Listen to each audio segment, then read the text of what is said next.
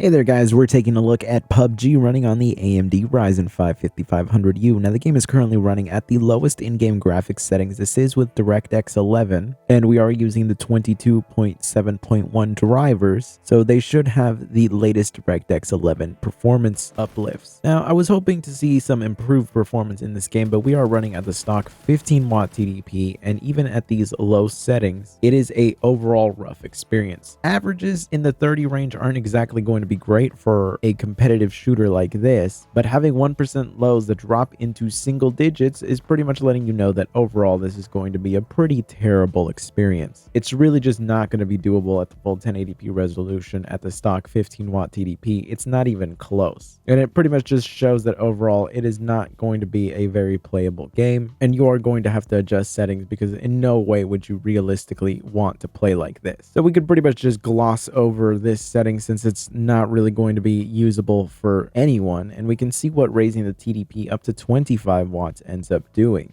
And it seems like it managed to at least double our 1% lows, and now we're getting averages in the 40 range, but those 1% lows still aren't looking great, considering that now we're pretty much at a 21 to 22 FPS range for our 1% lows. It is going to be a very, very rough experience still all around here. It's definitely smoother than where we were at before, but not by a significant margin, and it's really still not going to be that enjoyable of an experience. And you'll see through the frame time chart there that there are constant spikes as you're just running around. And one thing to note is that if you want to drive around at all in this game, it is going to be a terrible experience. It will tank your 1% lows into single digits practically at all settings besides going down all the way to like 720p. So really in general, it is not going to be that doable. This is still like not even close to being an enjoyable gaming experience. So I would pretty much just avoid using 1080p at all, but we can jump all the way up to a 30 watt TDP to see if that actually uplifts our 1% lows to at least a 30 FPS average. And to my genuine surprise, we actually do get that out of the 30 watt TDP here. Our 1% lows are essentially around the 30 FPS range. Sometimes it will drop down into the high 20s, but it's still a far better experience than where we were at before. So I was genuinely not expecting the 30 watt TDP to do anything at this point. I was mostly just testing it just for the sake of having,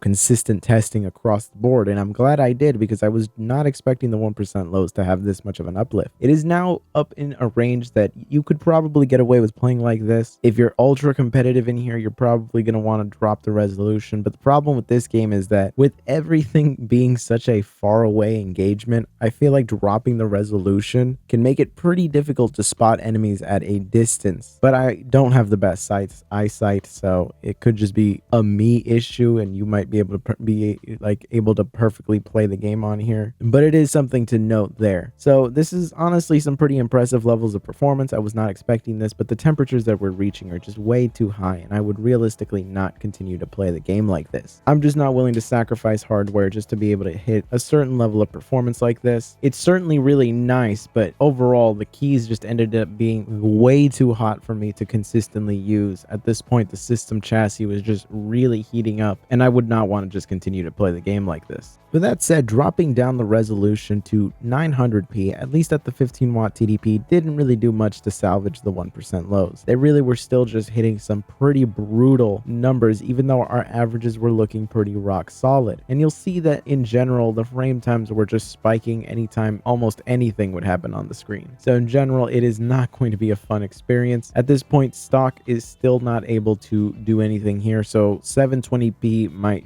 end up being your only saving grace at this point, because in general this is not a great experience. It's unfortunate because those averages are actually really nice. It's just they don't mean anything if the 1% lows are that low, and that's why it's extremely important to show people 1% lows. One of my biggest pet peeves is when I see another channel that does benchmarking and they don't mention 1% lows. There's still like some places that actually just give you averages and minimums. Minimums don't mean anything. It's 1% 1% lows that matter the most because they're going to show you how consistent or inconsistent the overall gaming experience is. 1% lows in frame times are pretty much your way of visualizing the data so that you can actually understand what is even going on the screen. And what you can tell from here is that even though we have a 42 FPS average, it's going to be very inconsistent, and you can tell by the constant spikes that happen in the frame times, and it's reflected in the fact the 1% lows are so low. Now, if we raise the TDP up to 25 watts, we don't really see an uplift in terms of the averages, but we do see an uplift in the 1% lows. And again, this illustrates just how important it is because now look at those frame times. Look at those frame times and compare it to where we were at the 15 watt TDP, and you can see the difference. Of course, there are still going to be the occasional spikes here and there as you're running around, but it is so much smoother and so much more consistent, and it's being reflected in those 1% lows. It's not perfect, but it's definitely a vast improvement over where we were at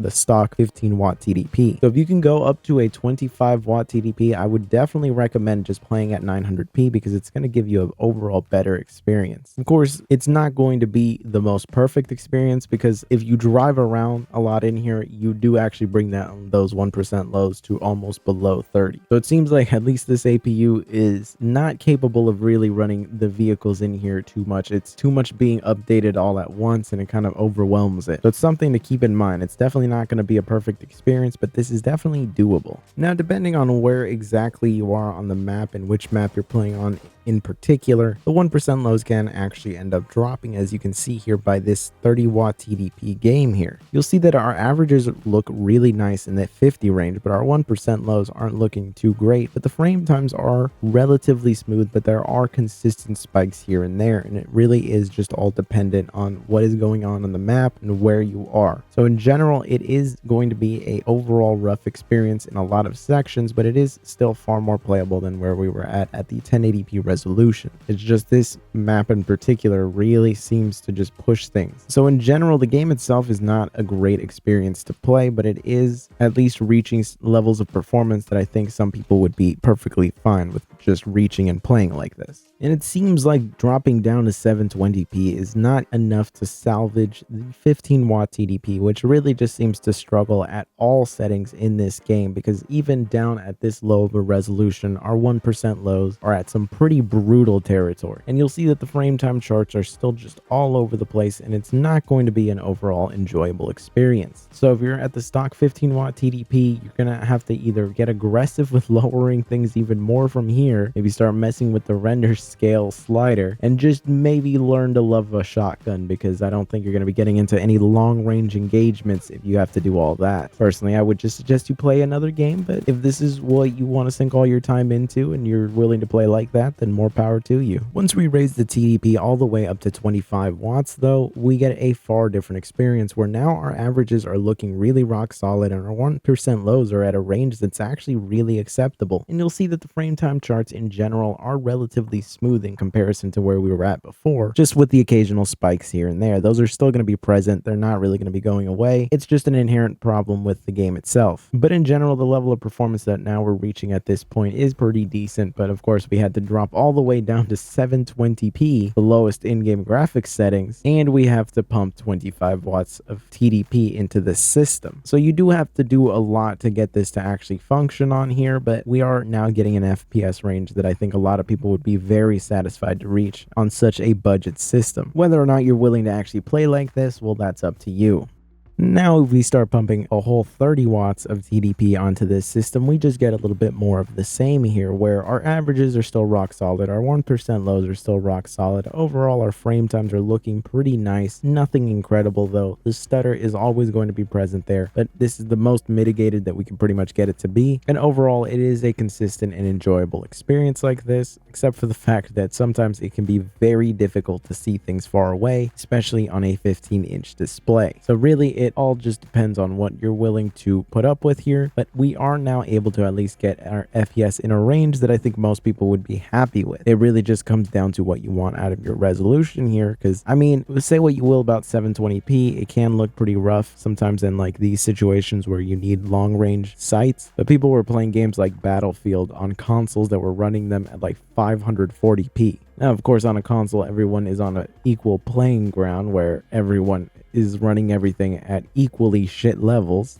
While here, you could be running this at these settings, meanwhile someone else is playing this at 4K 144 Hz on a monitor with a built-in crosshair. So in general, they just have far more advantages over you in comparison, but really that is only a certain level of limiting. There's plenty of people out there that actually get really high ranks in video games while playing on what would normally be considered to be shit, quote-unquote, hardware. So really, hardware can only take you so far, and it really just does come down to skill. So if you want to get some enjoyment out of this, then you can, at these settings, just know what you're getting yourself into in terms of the resolution. But anyways, I hope you found this look back at PUBG to be useful. If you did, be sure to subscribe, and I will see you in the next one.